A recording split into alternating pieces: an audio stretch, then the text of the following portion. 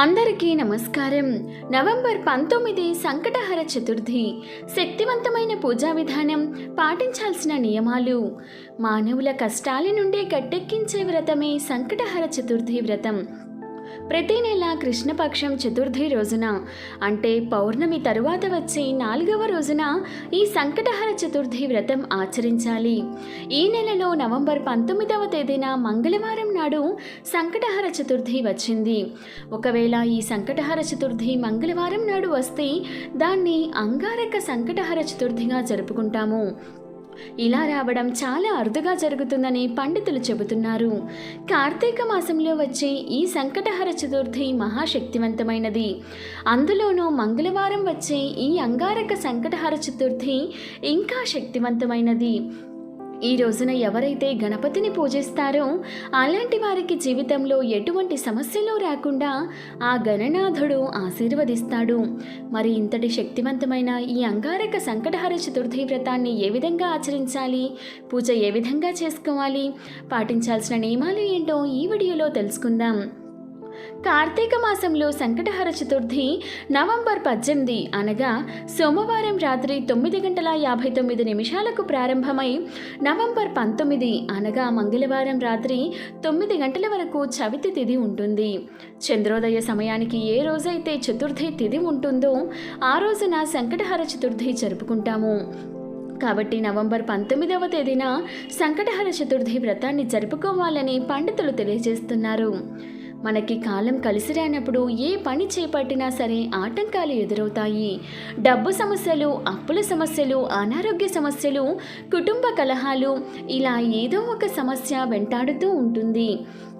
అయితే ఈ కార్తీక మాసంలో వచ్చే సంకటహర చతుర్థి రోజున గణపతి వ్రతాన్ని ఆచరిస్తే మీ జీవితంలో ఉన్న సమస్యలన్నీ తీరిపోయి మీ మనసులో ఉన్న కోరికలు ఖచ్చితంగా నెరవేరుతాయి. ఒక్కసారి ఈ వ్రతాన్ని చేసి చూడండి, ఖచ్చితంగా మీ జీవితంలో మార్పు వస్తుంది. అంతటి శక్తి ఈ సంకటహర చతుర్థి వ్రతానికి ఉంటుంది. కార్తీక మాసంలో ఈ వ్రతాన్ని ఆచరించే వారికి అంతులేని ఐశ్వర్యం, ఊహించని అదృష్టం కలుగుతుంది. కార్తీక మంగళవారంతో కలిసి వచ్చిన ఈ చతుర్థి ఇంకా పవిత్రమైనది మరియు శక్తివంతమైనది. ఈ వ్రతాన్ని ఆచరించే స్త్రీలు సంకటహర చతుర్థి రోజున అనగా కార్తీక మంగళవారం నాడు ఉదయాన్నే నిద్రలేచి చన్నీటితో తలస్నానం చేసి ఇల్లంతా శుభ్రం చేసుకొని ఇంటి గుమ్మానికి పసుపు రాసి కుంకుమ బొట్లు పెట్టుకొని గుమ్మం ముందు ముగ్గులు వేయాలి.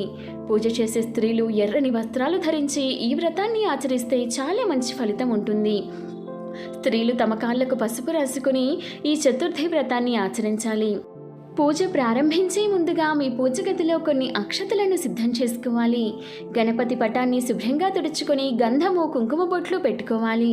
గణపతి పటాన్ని పూలతో అలంకరించండి. అలాగే పూజ గది ముందు ముగ్గు వేసుకోవాలి.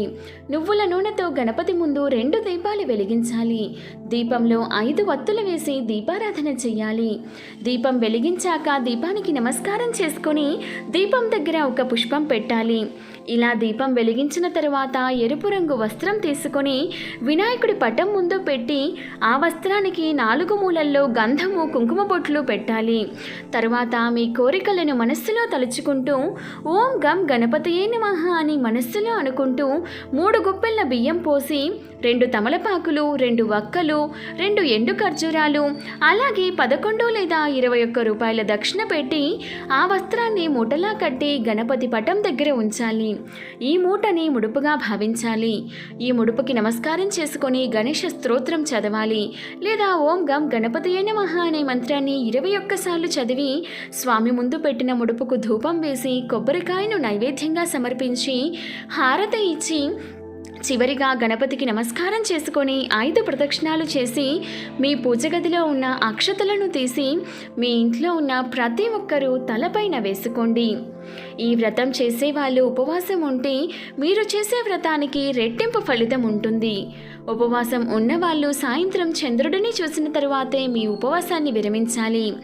ఉపవాసం చేయలేని వారు మీరు తినే ఆహారంలో ఉల్లిపాయ అలాగే వెల్లుల్లి లేకుండా చూసుకోండి.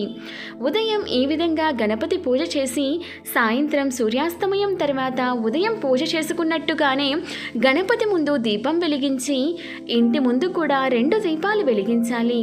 సాయంత్రం 6 నుండి 7 గంటల మధ్యలో స్నానం చేసి ఇంట్లో దీపం వెలిగించి ఉదయం వినాయకుడికి కట్టిన ముడుపును విప్పి ఆ ముడుపులో ఉన్న బియ్యంతో పొంగలి చేసి గణపతికి నివేదించి మీ కుటుంబం అంతా ప్రసాదంగా తీసుకోవాలి.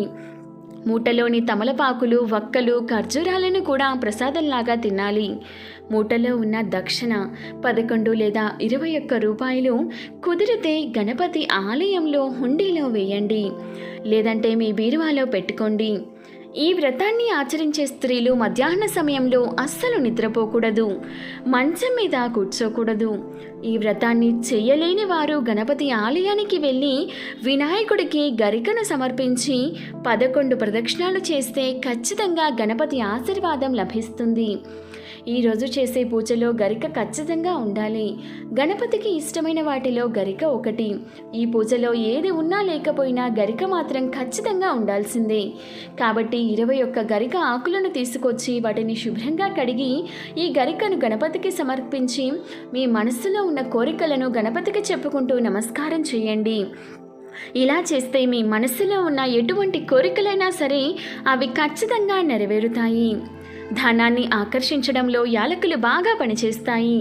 కాబట్టి మీ ఇంటి సంపద విపరీతంగా పెరగాలన్నా, మీ భర్త బాగా సంపాదించాలన్నా ఈ సంకటహర చతుర్థి నాడు 21 యాలకులతో ఒక యాలకుల మాలను తయారు చేసి మీ పూజ గదిలో ఉన్న గణపతి పటానికి వేయండి. పూజ పూర్తయిన తర్వాత ఈ యాలకులను తీసి మీరు డబ్బు పెట్టే ప్రదేశంలో పెట్టుకోండి. మీ డబ్బు రెట్టింపు అవుతుంది. జీవితాంతం డబ్బు కష్టాలు లేకుండా ఉంటారు. ఈ సంకటహర చతుర్థి రోజున రావి చెట్టుకు ప్రదక్షిణాలు చేస్తే మీ జాతకంలో ఉన్న దోషాలన్నీ తొలగిపోతాయి. రావి చెట్టు నీడలో నిలబడినా చాలు మీ జాతకంలో ఉన్న దురదృష్టం తొలగిపోయి అదృష్టం వరిస్తుంది. కాబట్టి ఈ చతుర్థి రోజున రావి చెట్టును ముట్టుకొని నమస్కారం చేస్తే దేవతల ఆశీర్వాదం లభించడంతో పాటు మీ ఇంటిపై లక్ష్మీదేవి కటాక్షం ఉంటుంది. సంకటహర చతుర్థి రోజున ఈ శక్తివంతమైన వ్రతాన్ని చేయడం వల్ల ఆర్థిక సమస్యలు, అప్పుల బాధలు తీరి కోరిన కోరికలు ఖచ్చితంగా నెరవేరుతాయి. జాతక దోషాలు తొలగిపోతాయి. ఈ సంకటహర చతుర్థి రోజున పేదలకు దానం చేస్తే 1,000,000 జన్మల పుణ్య ఫలితం లభిస్తుంది. చతుర్థి రోజున చేసే ఏ చిన్న దానమైనా సరే గొప్ప ఫలితాన్ని ఇస్తుంది. ఈ ప్రత్యేకమైన రోజున గణేశుణ్ణి పూజిస్తే మీ ఇంటికి అష్టైశ్వర్యాలు వరిస్తాయి. ఈ చతుర్థి రోజున చేసే పూజల వల్ల మీ జాతకంలో ఉన్న కష్టాల నుండి విముక్తి పొందుతారు.